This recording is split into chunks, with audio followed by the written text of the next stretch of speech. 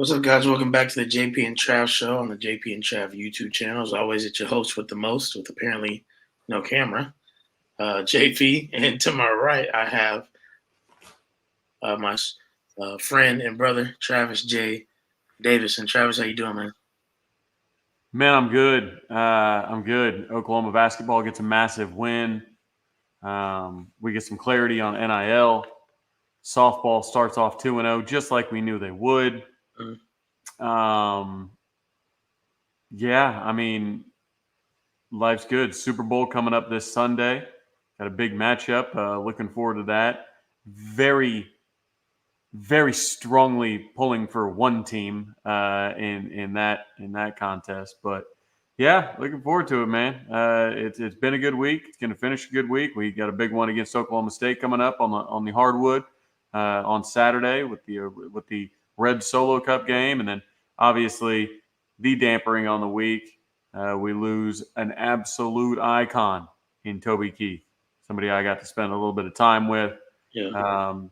Not enough time. Would have loved to spend a lot more time with him. But yeah, how are you doing, man? Yeah, man, I'm all right. It's been an iffy week for me. As most of you have probably seen on socials, my team, we're on a 12-game winning streak, and we unfortunately lost on Tuesday night in buzzer beater fashion, 3 from the corner, up 2, and just didn't get out in time. And definitely a game we should have won by a lot more, but just frustrated. And we actually had 7 seconds left, and I drew up a play out of a timeout, and it didn't work. So I was frustrated with myself, and harder on myself. But my daughter has been sick, Amaya's been sick, and my wife is sick now. So just not the greatest week at the Posey household. But you know what? You make it through, and I'm just glad to be with you, brother, and with you guys tonight. Ready for the weekend for sure. But man, other than that, I really can't complain. I'm blessed still. So ready to get into some football talk. Most importantly, um, I wanted to get your thoughts on.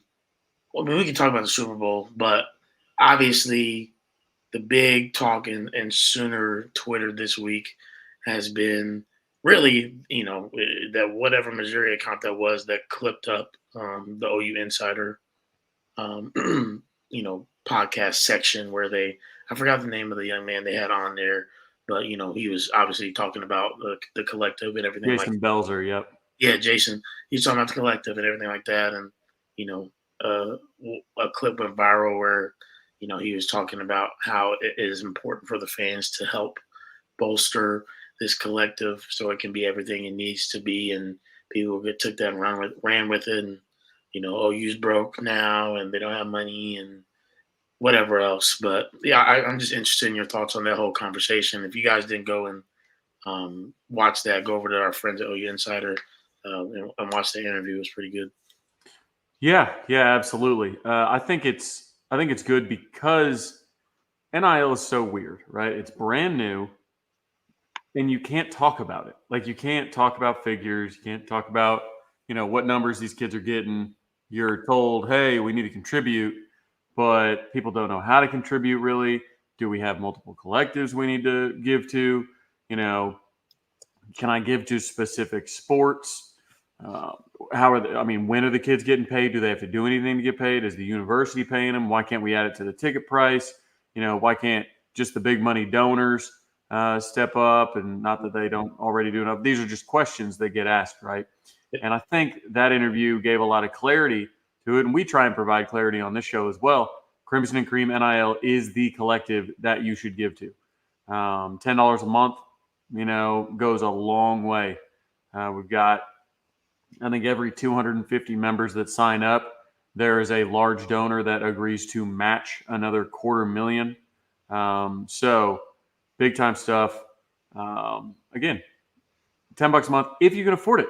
And I think that's where the NIL conversation has become a little uncomfortable, right? Is budgets are tight, man. I mean, inflation is a real thing. Everybody just got done paying for the holidays, maybe stacking up some Christmas gifts on some credit cards. They want to get that down. Maybe they got, their student loan payments started back up.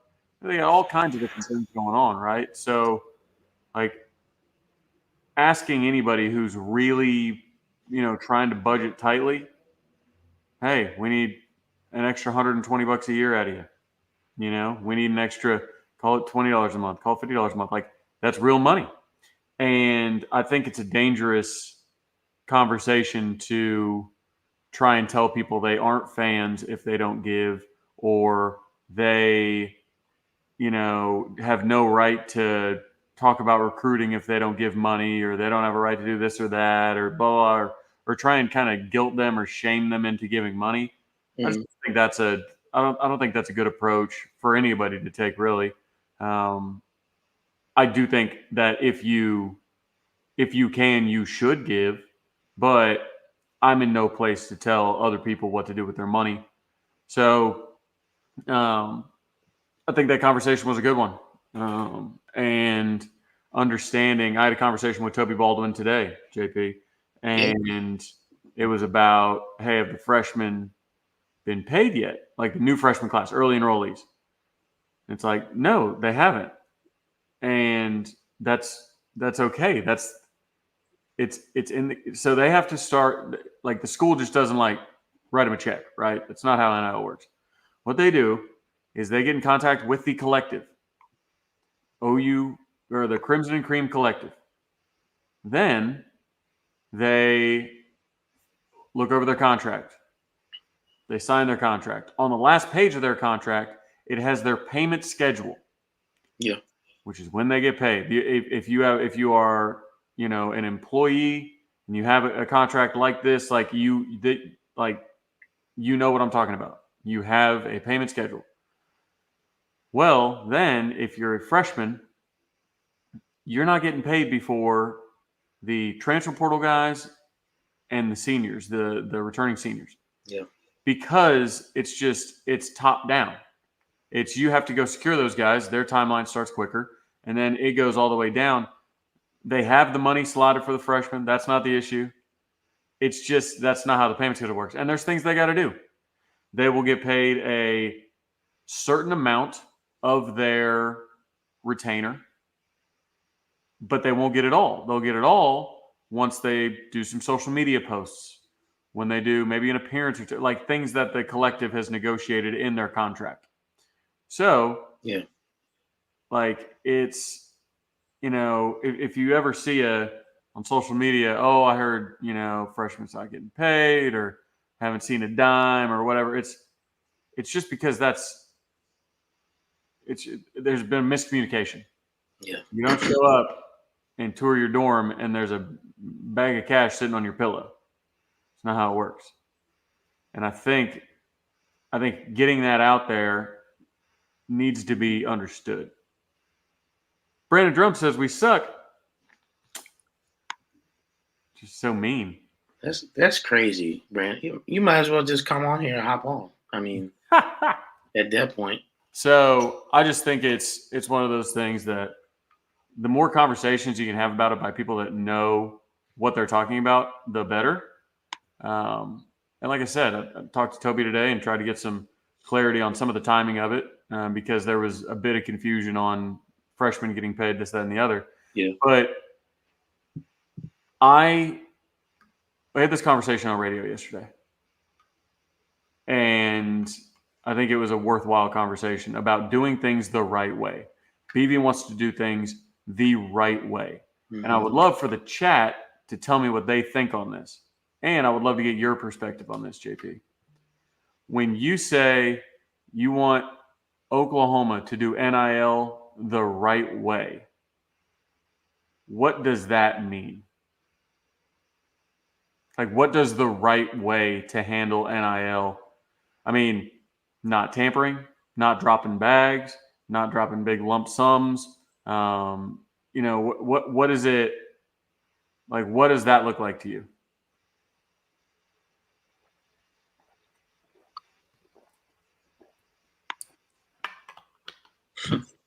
It was fun. Fun to talk about. Yes, DGD. The exact opposite. Right, because Tennessee getting in trouble, but are they? Are they really getting in trouble? Yeah. Because can the NCAA even get anybody in trouble anymore? It's a great question. I mean, JP, Michigan got caught cheating. Yeah. Harbaugh got suspended twice. Twice, 2 different times. Twice for two different offenses. The FBI and the NCAA were both on campus in Ann Arbor. And what did they do? Won the national title. Yeah. Like, so tell me you can't cheat.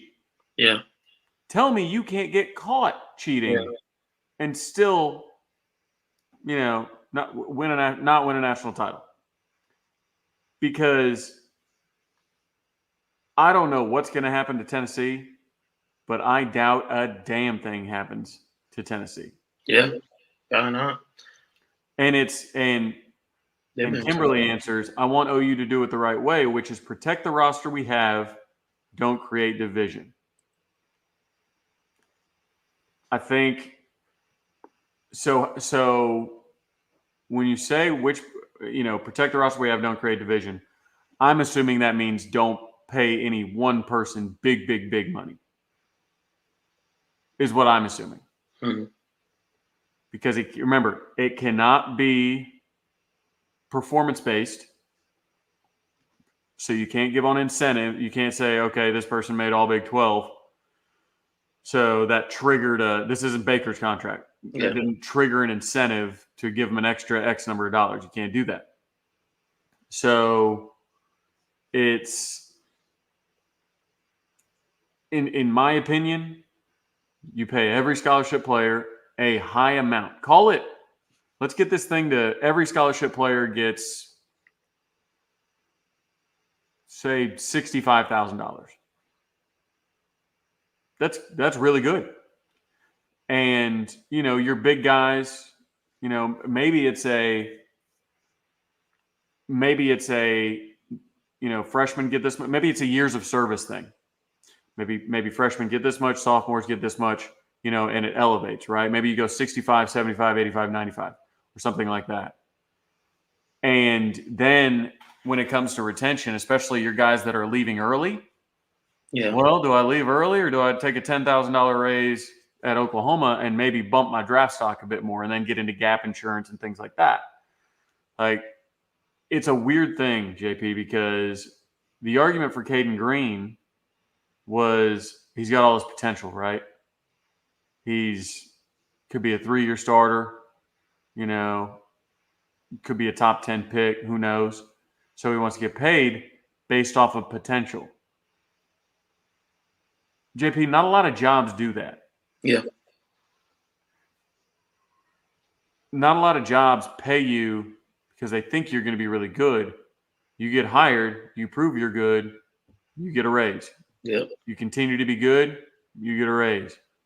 Like it goes like transversely to the real world. And that's what's interesting. And they talk about, no division. I think that's what happens if you go and spend $1 million or 900,000 or whatever, or 300,000 on like a Chris McClellan that comes in. Now he's got all this money, and guess what? Dejon Terry, Jacob Lacey, they're sitting there going, we've got all these snaps under our belt. This pup hadn't done nothing. Like, where's our money? Yeah. Ethan, and again, all these players that I'm going to mention, I'm not saying they're the money hungry types or the types that will sit out or, refuse to play with a contract or whatever. But like Ethan Downs is back-to-back all Big 12. Why should any defensive lineman get paid more than him? Correct. Like that's the thing is you run the risk of creating significant division if you start bagging dudes like that. And I want to go through some of these responses. Short term is frustrating, but long term we'll be better off playing it straight. Eventually there will be enforcement. The question is which entity will take NCAA's place. For sure. But playing it straight, I assume that means not tampering. Yeah. Okay. Excuse me. Bless you. Okay. I mean, that's yeah. I mean, I think tampering is technically illegal, unenforceable, but it's illegal. With no guardrails, there is no right way to do it. So do whatever is necessary to do. Sorry. So do whatever is necessary to do whatever is necessary to stay in the playoff hunt year in, year out. That and that's a great point. Like, what is the right way? Time to take the reins off. Right. I mean, I don't know. It is is an unenforceable rule still a rule? Good question. Like when you downloaded music on LimeWire as a kid, like FBI didn't bust in. Hey, they gonna get some of us eventually. Eventually. You FBI didn't bust downloaded this in. song in 2007. Yeah, and you know, like that kind of stuff. Like, is it really a rule? Yeah. Like all the, you know, before the movies when it said you wouldn't download a bike, you wouldn't steal a bike, so don't steal the movie or whatever. Like, all right, whatever. So I don't know. I don't think BB has it in him to cheat. He's gonna Is do it it. cheating? It's good integrity. Is it cheating if an uncle tells you, "Hey, coach, we're not very happy at Alabama. You know, would Oklahoma be interested if you know, we jump in the portal?" That's cheating. But is that would that show a lack of integrity? Mm-hmm. I'm not sure. I'm not sure. Yeah, Sooner Cowboys. Yeah, we brought up with Harbaugh. All your Michigan was being investigated for cheating, and now their AD gets on the CFP committee. That's crazy. Yeah. Like that's what's so interesting because it's new, and the worst part about it is there's no. It'd be one thing if it was the team with the highest blue chip ratio wins, like Yeah. no matter what, right? Like if you if you have the number one ranked recruiting class, you are guaranteed the title the next year or 2 years later. Like if that were the case, that'd be one thing. But JP, there is no proof that having, you know, ludicrous NIL leads to wins. Miami, Ruiz was paying massive. They stink. A&M bought the most expensive class in college football history, the highest ranked class in college football history. Zero to show for it. They stunk. Half of them are in the portal. Half of them are gone. Yeah. Like Tennessee, they had one fantastic year. And everybody was like, oh, top 5 team, here we go. And then they kind of fell back a little bit. We'll see what Nico can do. But like we don't know that all this bagging, you know, and I keep on saying bagging. I hope all of you know what I mean by that. Like dropping a bag, like paying whatever it takes to get a kid, like overpaying in nearly every case. So it's and Jay, yeah, it is too small of a sample size to judge high paying NIL programs can't win. But is it? But we don't have any proof they can. That's what I'm saying is people are acting in a way that a bunch of millionaires walking around your locker room is a proven commodity that you will win a national championship. Did we just see who was in the national championship though? Like Michigan has never been known to have a strong NIL. No, they had a bunch of dudes that have been in the program a long time. Right. And neither of them have huge stacked rosters in terms of stars. Correct. You know what Washington and Michigan had?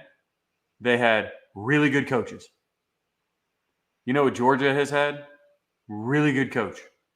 You know what Alabama obviously had? The greatest coach of all time. I mean, like, a lot of these teams have like Hall of Fame level type coaching going on, or look at Clemson.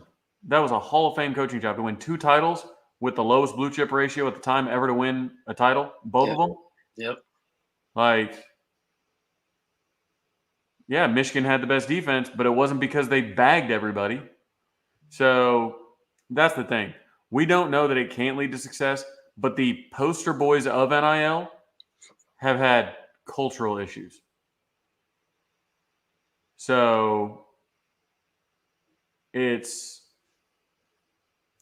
again, Miami and Texas A&M are your 2 biggest examples, especially A&M.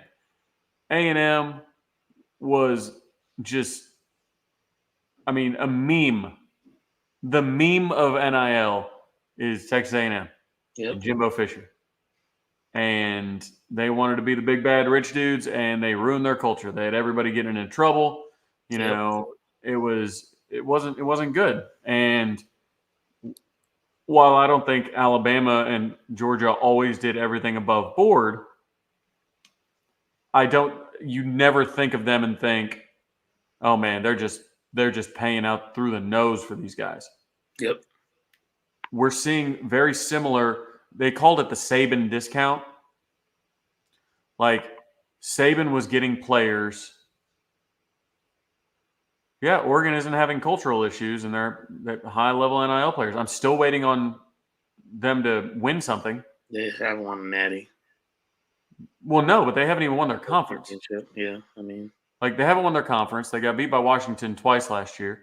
I do think Oregon will be really good this year, but when Dan Lanning was getting, all this praise of, oh, he's the best coach in America, he needs to get the Bama job, it's like he hasn't done anything. So again, I just think there's a sample size of 100 years of college football where culture and coaching matters, and talent, no doubt about it. And then we have 2021. So class of 2019 was the first to deal with NIL. Yep. So we've got, a 4-year sample size theoretically. TCU was in the national championship last year in Sonny Dykes' first year. So and I do agree with Jay that it's a small sample size, but when is the sample size going to be big enough? Yeah. Like, whenever an NIL heavy team wins the national title, that starts the sample size, because so far NIL is down. Like, pure NIL looks like A&M, which is never making the playoff. Mm-hmm. Looks like Miami, which is never making the playoff. Whereas others that have always recruited well, that have always done that, keep on making the playoff, keep on winning national titles. So, will one of these programs break through? Sure. Eventually, maybe.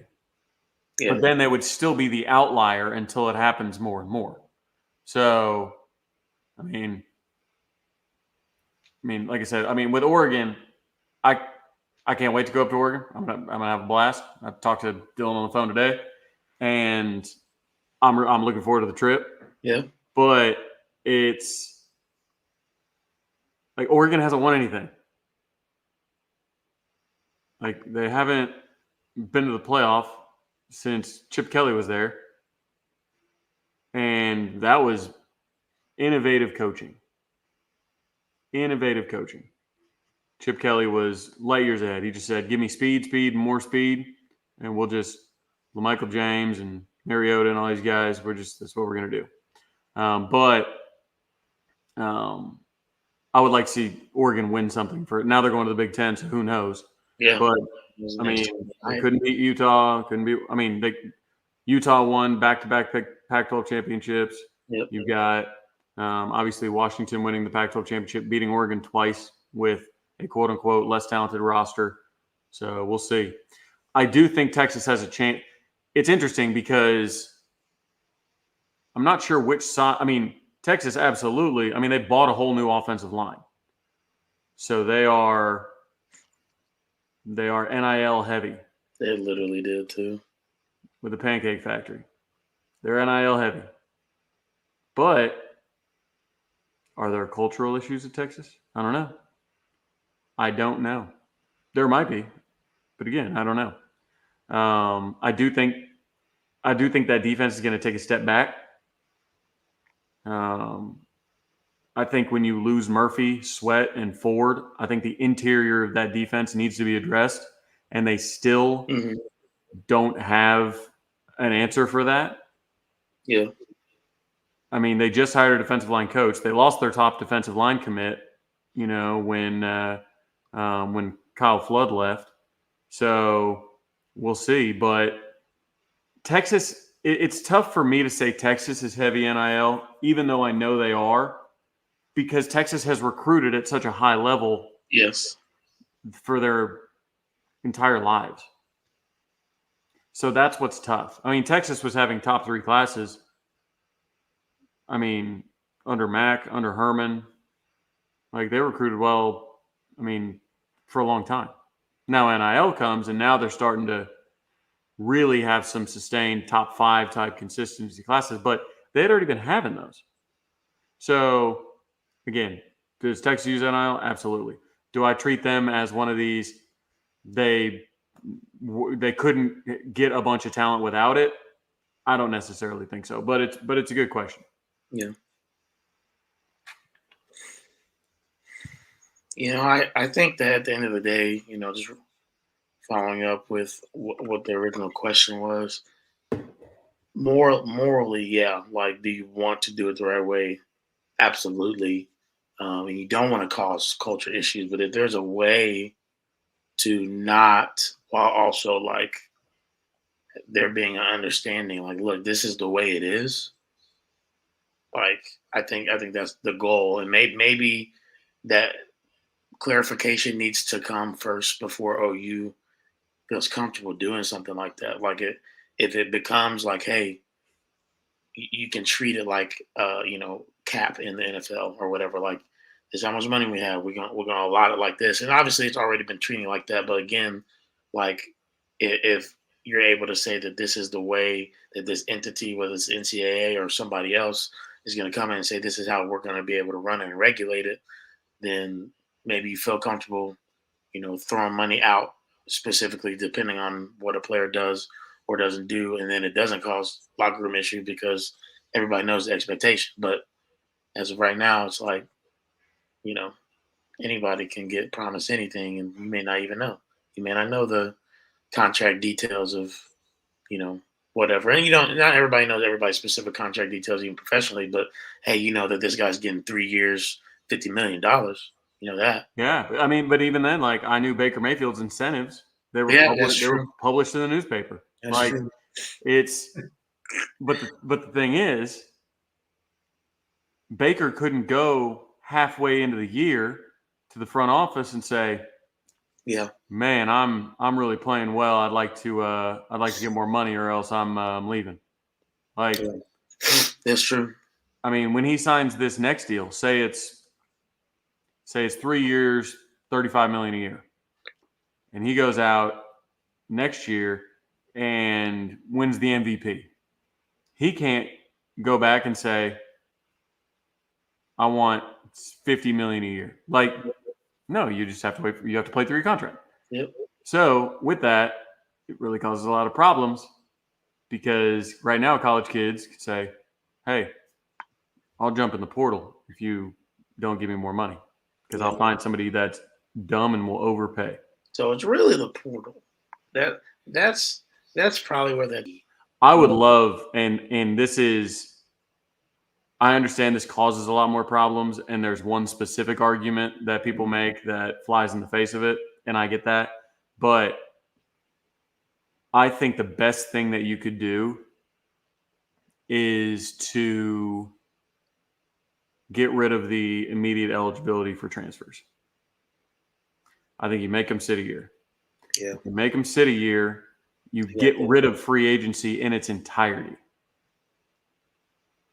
Now, I know the argument against it. Well, coaches can do it. Why can't players? I get it. It's not perfect. But what we have right now, is that perfect? I wouldn't say so. So, I don't know. I think that it's the only way because you can't control NIL. Supreme Court won't let you control NIL. Or you can't limit somebody's earnings, or you can't, you'd have to make them employees. I think if you cut out free agency by not making players immediately eligible, it's the only way to fix it broadly. But again, coaches are allowed to leave. Yeah. What are you going to do if you Joe Jesse Baker, Lincoln Riley? Yes, I said the name should have sat out the 2022 season. coaches got to take a year and sit out. Dog, I gotta say, I'm pissed off, Trav. Joe Flacco just won Comeback Player of the Year. Oh my gosh, that's brutal. I just can't. I can't agree with that. Well, you're gonna just leave those Browns fans alone.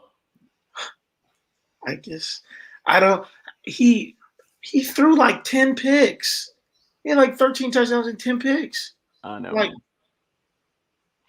and we played like 5 games. I know, man. Okay. Anyways, continue. So, I think that's the only way to pick it. Jay does bring up that Texas is replenishing high-level players via the portal with elite transfers and NIL collectively. Absolutely. I wouldn't call Kendrick Blackshire elite, but they've got wide receivers. My consistent question with Texas is, where's the beef? Bevo, where are the defensive linemen that are going to replace Murphy and Sweat? Sweat won Defensive Player of the Year in the Big 12. Murphy won Defensive Lineman of the Year in the Big 12. Jalen Ford was first team All Big 12, the linebacker position, and none of those people are going to be there next year, and they haven't replaced one of them. So, but yeah, Texas has, got Isaiah Bond, got some other, got that defensive end, did well with the tight ends, got another wide receiver. Yeah, they've got dudes coming, but I don't know. I got to see what the interior of the defense looks like. They should have went out and got Walter Nolan instead of a bunch of wide receivers. They got Nayor last year, who absolutely tore it up at Wyoming, was one of the biggest portal additions in the country, and they didn't play him at all last year because Texas only plays 3 wide receivers. So, but we can move on from the NIL discussion. I know we've been eating it up for 34 minutes. Yeah. Let's talk a little bit about softball, shall we? Let's do it. OU went 2-0 today in Mexico. Kelly Maxwell made her senior debut. Looked pretty good. Retired 11 straight at one point. Mm-hmm. Obviously they had a tight game with Duke, kind of similar to last year, to be honest. But it's good to have those tight games early. Duke's good too. Yeah. Duke's really good. So what are our expectations for our girls this year? And chat, I'd like to hear you guys too. And I'll stick around for a little bit of softball talk. We talk about football 11 months out of the year. We can talk about our 3-time national championship in a row winning softball Sooners. I see some of y'all trying to get out of here. Yeah, I mean, the expectation for OU softball is a national title. No less. I mean, do I think we're going to win every game? No. But do I expect to? Yes. Yeah. There's not a single team in the country. Now, Oklahoma has made teams better. I mean, no question about it. Sophia Nugent had a big day today.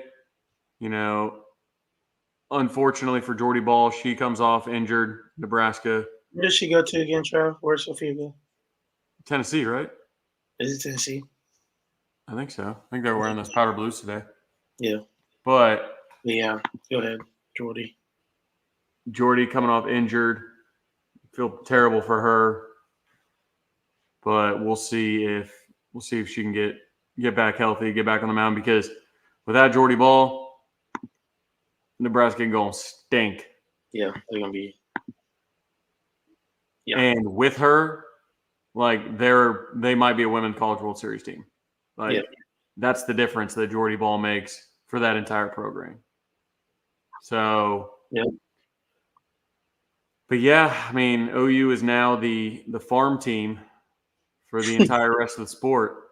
And I think that their success, and they have been the driving force behind the success of the sport nationally.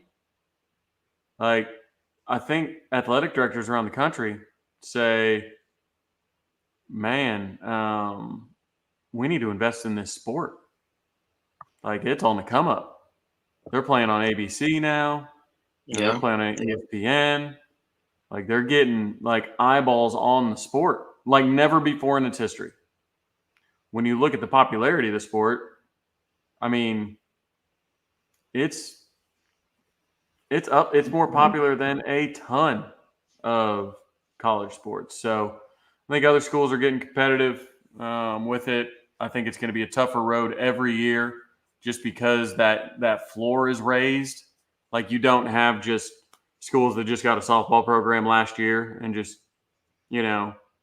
tried to piecemeal a roster together. And I mean, Clemson's program is extremely young, and they've done great early, but that's an outlier.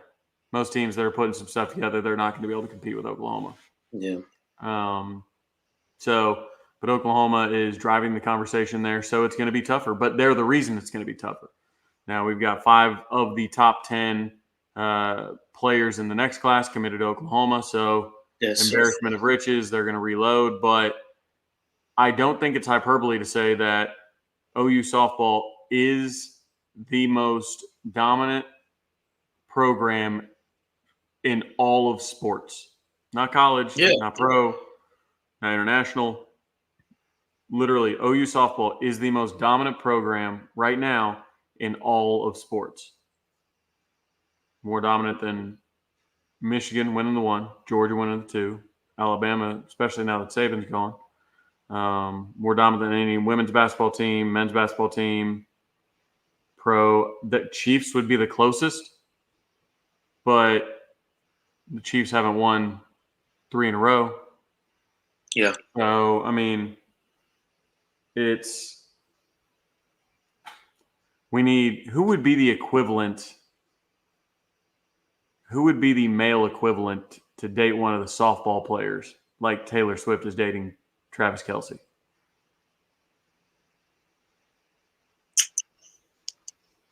Is this like a Drake? We may need younger people. Drake? Yeah. Drake could be, yeah. I know Leonardo DiCaprio, they're more his age range. But I mean, I need somebody up in the suite, like Chris Hemsworth or something like that. Well, yeah, Billy Bowman. I know that they're all date like. I know that they're dating people. I'm just saying I'm trying to make the Kansas City Chiefs comparison here. Oh my gosh! But it's listen. I didn't see anything. I saw memes about it, but I haven't. Thank God I haven't. But I've seen memes about it. But luckily, I don't live on that side of Twitter. Yeah.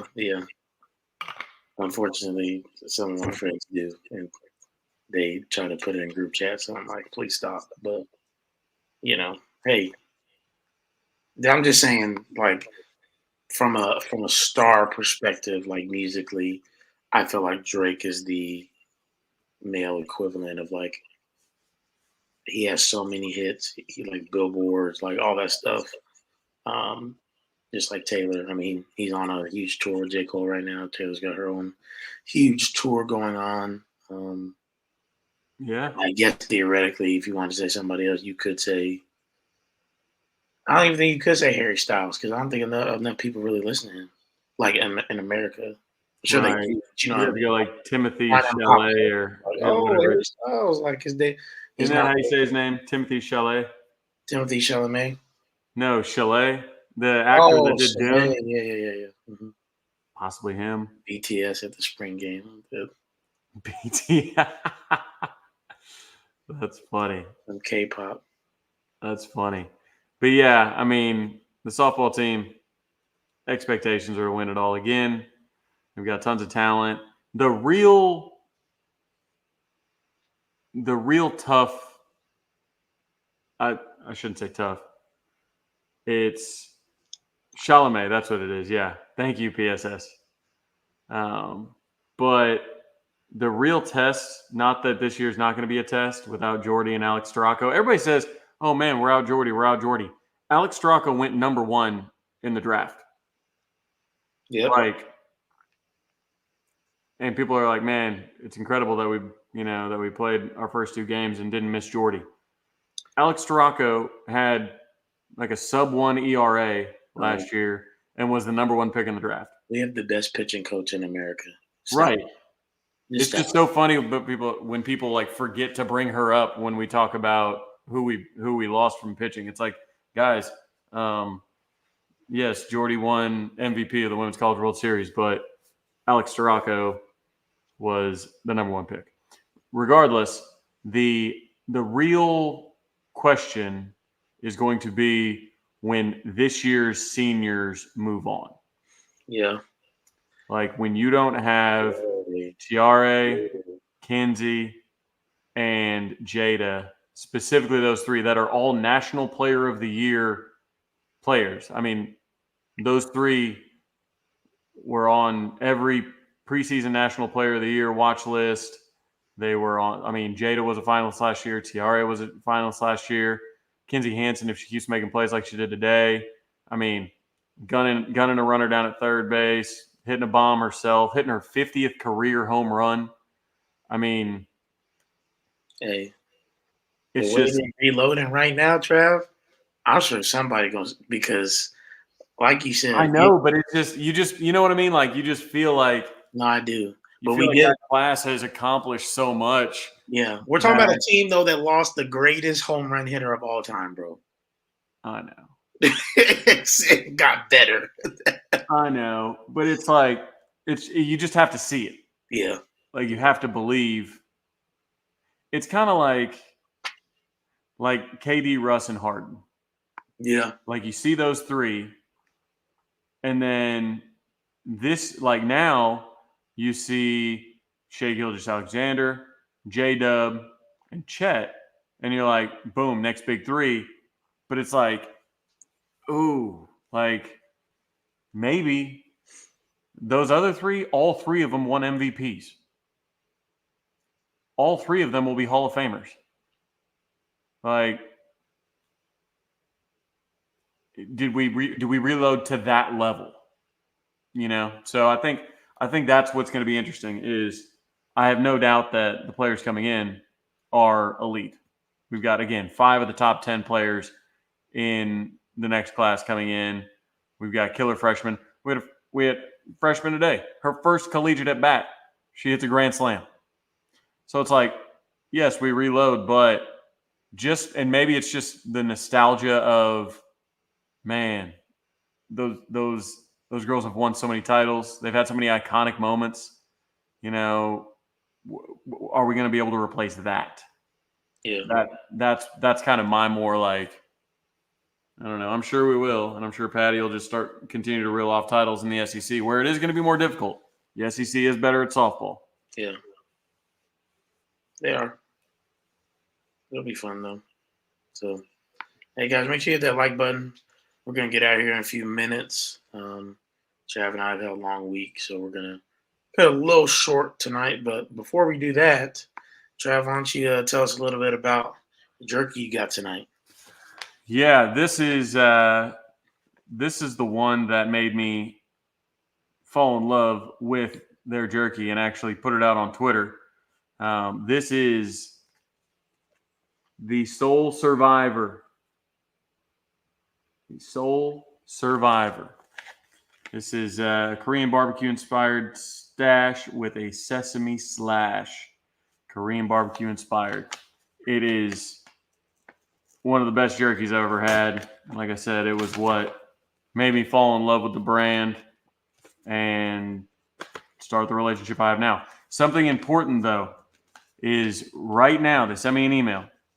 Right now, they said that it's going to be 20% off if you use the promo code Travis at righteousfelon.com until Valentine's Day. So, 20% off if you use the code Travis at righteousfelon.com. 20% off. That's pretty good. That is pretty good.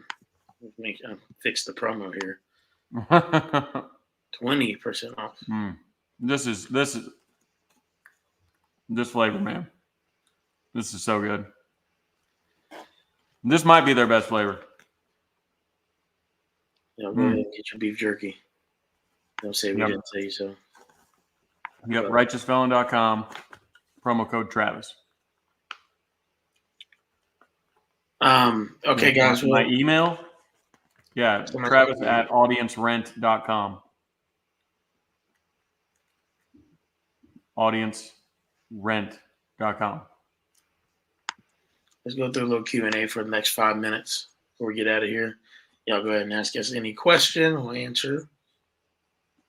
Starting with the answer Trav just gave for his email. So that was the first question of the night. Well, somebody up top right when we got started. Mm-hmm. Stephen G. Oh, Stephen G just retyped it. Thank you, Stephen. Attaboy. Trevor Knight?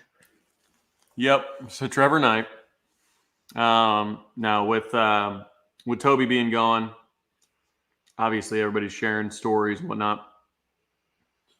Mine, we just got done talking with about softball. So, softball season is where I started to run into Toby a little bit because he goes to all the games, right? Well, I have a good relationship with Chelsea Day, who represents a lot of she represents like Jocelyn, Alex Storacco, Kinsey, Jada, all them. So, anyways, Toby comes to her after game one of the Women's College World Series, like, hey, let's go get something to eat, something to drink after this. But if I'm not mistaken, it was on like a Sunday or something like that, I think. So, like, everywhere was closed. Well, she calls up a friend of hers. We get a place to open up. But there's only I'm trying to think, there's probably like 8 of us in this bar. It's Toby Keith, his wife, Chelsea, Jace, who's her husband, my buddy Paul Doobie, my boy Doobie, and then Alex Storacco's family. So that was it. So Toby's sitting over in the booth. He's got, a burger and I think a cocktail. And we're all kind of standing up by the bar. I forget who said, they're like, Travis, go. I think it was Chelsea. She's like, go introduce yourself to Toby. And I was like, I don't want to be weird, and I don't want to bother him. I mean, that's a country music icon over there, Oklahoma icon. And he's sitting there with his wife. I was like, I don't want to do that. Well, they're like, no, it won't be a big deal. Go over there. So I go over there and, start to introduce myself. And, he, shakes my hand. And, and Chelsea says he's a big KREF listener. So he'll know who you are. You just have to put 2 and 2 together. So I go over there. Hey, I'm Travis. I'm a host on KREF. And he goes, Travis, Grill Boy. And So Toby calls me Grill Boy, and I'm like, "Yep, that's me." No He's like, "That's way. all." He's like, "Yeah, have a seat, man." So I sit on the inside of the booth, and he's on the outside of the booth, and for like an hour, we just talked like OU sports. Like spring ball was up, so we were like, "Hey," like we were getting in an enthusiastic discussion about the running back depth chart post spring. Um, we were talking about pro softball. He had intentions to buy a pro softball team. He was with a couple of very high level OU people that I probably won't share because I'm not sure if they're still doing it even without Toby, but had intentions to buy a pro softball team. Was talking about that. Was talking about his race horses.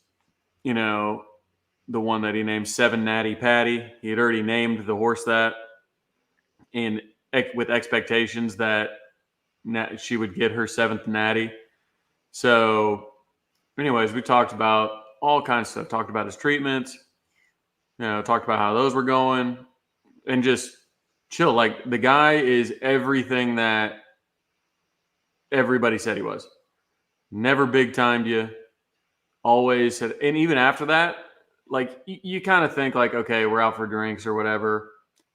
We'll chat up, and then the next time he's done that with thousands of people over the years. I'm sure. I mean, I feel like I heard from thousands of people saying they hung out with him and had similar stories. But I see him in Tulsa whenever Kevin Wilson has his TU debut. Bob Stoops is down there. I think Mike might have been down there too.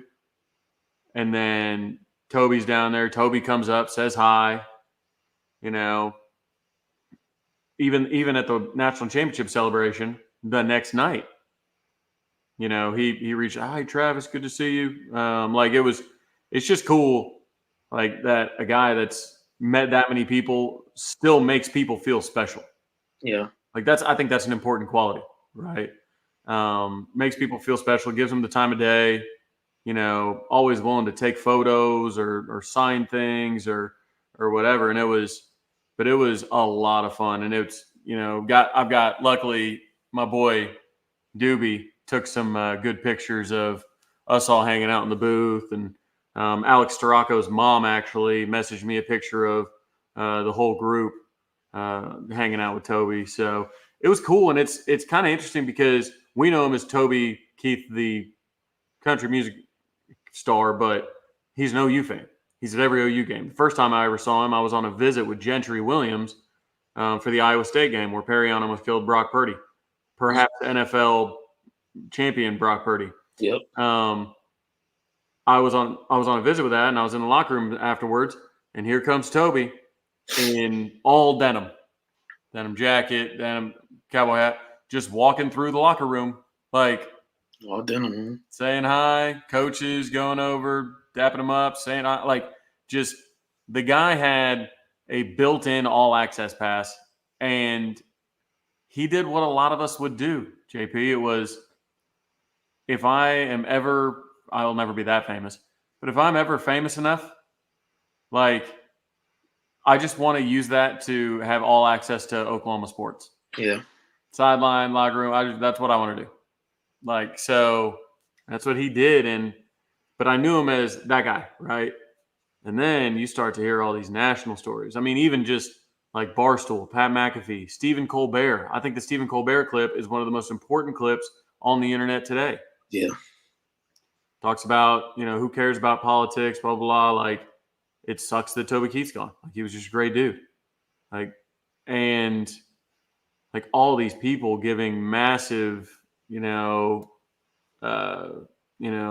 tributes to him. And at the same time, it was like, this dude sit down and pound a beer with you and talk fishing, football, whatever, and never treated himself like an icon. Yeah. Like, never once even like made mention of it. Like, do you know who I am? Type situation. So he will be greatly missed. That's a guy that there's no replacing. And I hope, I said this on radio yesterday, the tributes are nice, the stories are nice, the the guitar and the solo cup, at a seat of the basketball game are nice. All that stuff is nice. I think that they ought to leave a red solo cup, maybe a guitar, maybe a special seat, maybe a plaque. I think that they should leave one there until they tear LNC down. Yeah. They build something new, make it Lloyd Noble Center, Toby Keith Court at Lloyd Noble Center or something like that. Like, I think a lot of times when people pass, we give them their flowers, but then those flowers die, and it's like, okay, cool, it's on to the next distraction. It's Yeah. on to the next, whatever. Once it's out of the news cycle, you're just done. Yeah. And, I think it's the same way with Ryan Miner. I think it's the same thing with Wayman Tisdale. I think it's the same thing. Like, I think you ought to continue to honor their legacy and their memory by not letting anybody sit in that seat anymore. Make a little shadow box situation with one of his guitars and maybe, one of his cowboy hats or something like that, and, case it off and just put it there on the seat, and nobody can sit there ever again. People can walk by, look at it, say a little prayer, touch it, something like that. But I would really hate for this to be everybody comes together. There's billboards, there's tributes, there's all this. And then, 3 weeks from now, it's who used to sit here? Yeah. So I hope they do something like that. I think he certainly deserves it. And like I said, others do as well. It's just, there's no time like the present to start doing stuff like that. So for sure. Yeah, it's such a big impact, right, on Oklahoma in general. And yeah, was the biggest OU fan. More Oklahoma had a massive impact on them. Yeah. Norman on all kinds of stuff. Yeah, 100%. I'll let you answer this question from Kirby, and then we'll get out of here. Man, I want a quarterback, but I don't know who I want. I'm fine with at 11. I think we can trade down and get like JJ McCarthy or Bo Nix, or I don't really want Bo Nix, or Michael Penix Jr. I think we can get some of those guys. I would love to trade up into the top 3, like the Williams, May, and Daniels conversation. Yeah. But I think if you draft like a JJ, like if you trade, say you take a defensive tackle or somebody like that with the 11th pick, and then you trade back up into the first or higher into the second to get JJ McCarthy, I think you can sit JJ McCarthy behind Kirk for like a year or 2, and then have JJ ready to go by year 3. We've seen it work with Jordan Love. We've seen it work with Mahomes.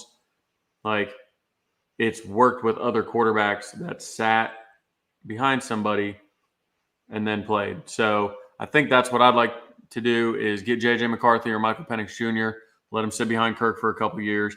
But we have to take a quarterback. We have to take a quarterback. Kirk Cousins is going to be 37 coming off an Achilles injury. That can't be who you pin your future to. Can't be. And then just go with a combination of Joshua Dobbs and whoever else we got back there these days. We started like 5 quarterbacks last year. Yeah. Jaron Hall, 5th round rookie. No, thank you. No, thank you. He literally got in his first start ever and got concussed on the first drive running the ball. So, yeah, got to break the bank for Justin Jefferson. So we'll need that. If we backload that contract, we're going to need JJ McCarthy or Michael Penix Jr.'s cap space with their rookie deal. For sure. I also think How Do You Like Me Now should be That'd be cool. like if we win. Yeah. Like if you're down 14 points to Georgia going into the fourth quarter, and you're singing "How Do You Like Me Now," I mean, it's a banger. Yeah. I mean, the dude had like 20 number one songs. That's crazy. Like he pumped out hits. Yeah. Absolutely pumped out hits. But I don't know. You could do "How Do You Like Me Now" after the game. You could lean in and do. I mean, heck, you could do "Courtesy of the Red, White, and Blue" between the third and fourth quarter. I mean, you could do. I mean, you could do a significant number of songs between that third and fourth quarter that aren't as boastful. Yeah. Because I think you're going to run into some situations where, like Dixieland Delight, it don't matter if they're winning or losing, they can sing that. You can sing it. Calling Baton Rouge, you can sing that whenever you want.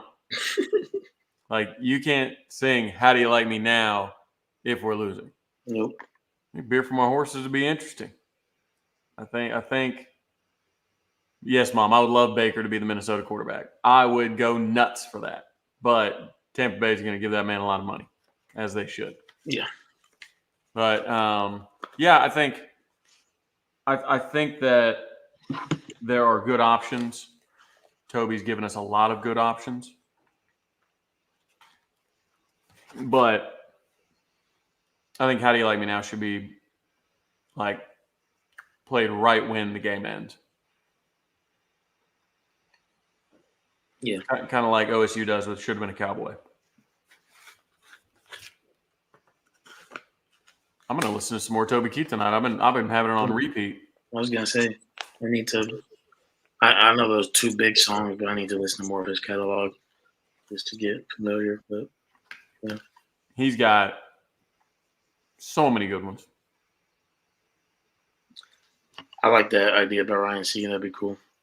Some sort of like I think Red Solo Cup or something like that. They're going to do some at the basketball game at Bedlam.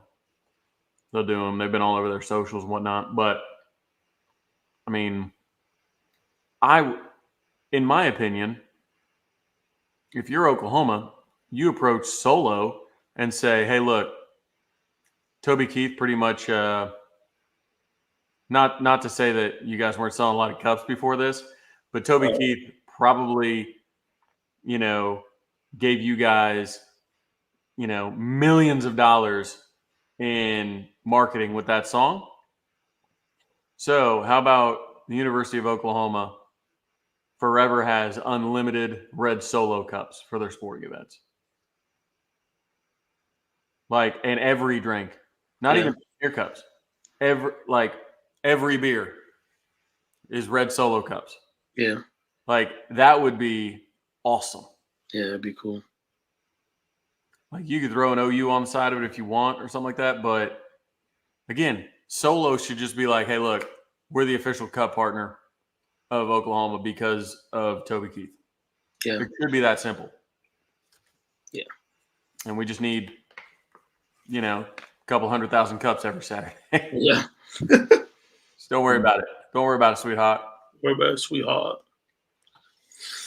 Yep. Well, guys, looks like that's about the time we got tonight. So we appreciate y'all and everybody who comes out and supports us. So, like I said, be on the lookout for guests this upcoming spring and into the summer. Y'all know how it is, and looking forward to more news to talk about. Things will come as they always do, but we appreciate you guys sticking with us through the off season, and make sure we get more people in here, tell them about the show, continue to like it. Thanks for everybody who listens non-live as well. All the views that we get also outside of just our live night. Appreciate you guys that listen in, and anything for the people, Trav? Righteous Felon Beef Jerky, Soul Survivors, the best flavor. RighteousFelon.com. Travis, get you 20% off until Valentine's Day. So, other than that, nothing at all. Yeah, Red Eye Jetty. Jetty. Red Eye Jetty. Jedi. See you guys. See y'all. Boomer.